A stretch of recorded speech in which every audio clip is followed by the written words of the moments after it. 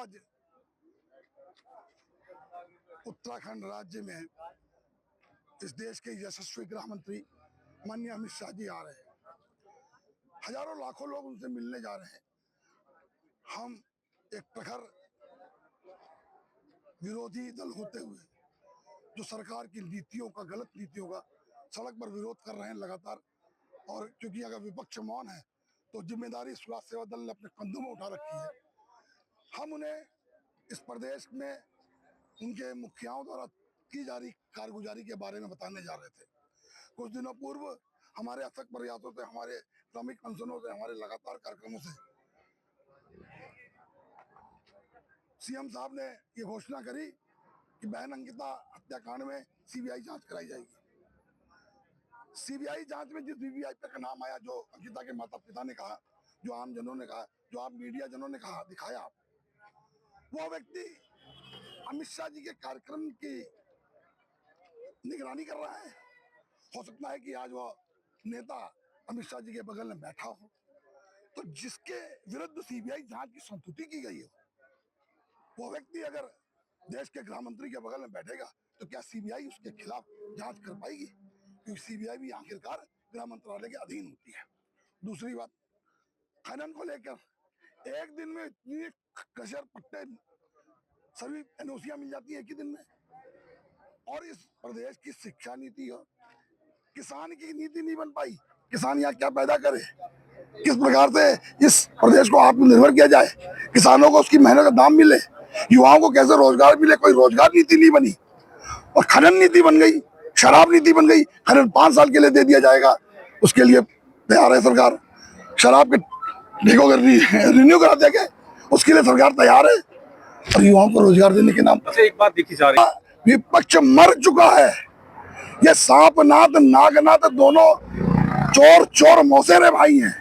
ये गलबैया करके सरकार चला रहे हैं। कमीशन खोरी भी लगे हैं कांग्रेस के नेता, कांग्रेस के विधायक कमीशन खा रहे हैं मुख्यमंत्री के दरबार में जाकर। और विपक्ष के रूप में अगर इस प्रदेश में कोई ज्वलंत रूप से सड़कों पर संघर्ष कर रहा है तो वो हम है, सुराज सेवा दल। हरिद्वार में केंद्रीय गृह एवं सहकारिता मंत्री अमित शाह के कार्यक्रम के बीच उस समय हलचल मच गई जब सुराज सेवा दल के पदाधिकारी और कार्यकर्ता उन्हें ज्ञापन देने के लिए हरिद्वार की ओर रवाना हुए। हालांकि पुलिस प्रशासन ने उन्हें मंगलौर में ही रोक लिया। पुलिस द्वारा रोके जाने के बाद मौके पर कुछ देर के लिए माहौल गर्मा गया और कार्यकर्ताओं ने प्रदेश सरकार के खिलाफ जमकर नाराजगी जताई। सुराज सेवा दल के पदाधिकारियों का कहना है कि उत्तराखंड में कानून व्यवस्था और प्रशासनिक व्यवस्था पूरी तरह से सवालों के घेरे में है। उन्होंने आरोप लगाया कि अंकिता भंडारी हत्याकांड, प्रदेश में बढ़ते भ्रष्टाचार और अवैध खनन जैसे गंभीर मुद्दों पर सरकार और उसके प्रतिनिधि चुप्पी साधे हुए हैं। इन तमाम मामलों को लेकर वे गृह मंत्री अमित शाह को ज्ञापन देकर हस्तक्षेप की मांग करना चाहते थे, लेकिन पुलिस प्रशासन ने उन्हें हरिद्वार जाने से पहले ही मंगलौर में रोक दिया। पदाधिकारियों ने यह भी कहा कि प्रदेश में विपक्ष की भूमिका भी कमजोर दिखाई दे रही है। ऐसे में सरकार की नीतियों और कामकाज का विरोध करने की जिम्मेदारी सुराज सेवा दल ने अपने कंधों पर ली है। उन्होंने कहा कि जनता से जुड़े मुद्दों को उठाने के लिए उनका संघर्ष आगे भी जारी रहेगा। वहीं प्रशासन की ओर से अधिकारियों ने कार्यकर्ताओं को समझाते हुए स्थिति को शांत कराया।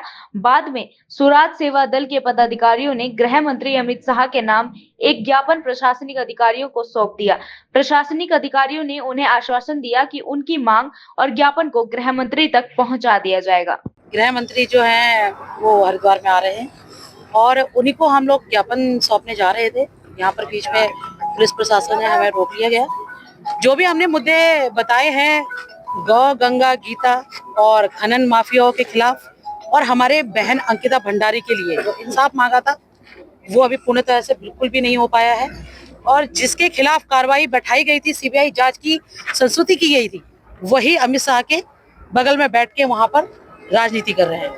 बस इसी के खिलाफ हम लोग यहाँ पर सुराज सेवा दल जो है ऐसे मुद्दों को खिलाफ ज्ञापन दिया गया है और हम चाहते हैं कि वो ज्ञापन जो है अमित शाह के पास पहुंचे और उस पूरे प्रकरण को संज्ञान में सभा में एक तो अंकिता बहन भंडारी के मामले में और एक खनन के मामले में और क्षेत्र में जितना भी भ्रष्टाचार हो रहा उसके बाबत आज हम हमारे देश के गृह मंत्री अमित शाह आ रहे थे।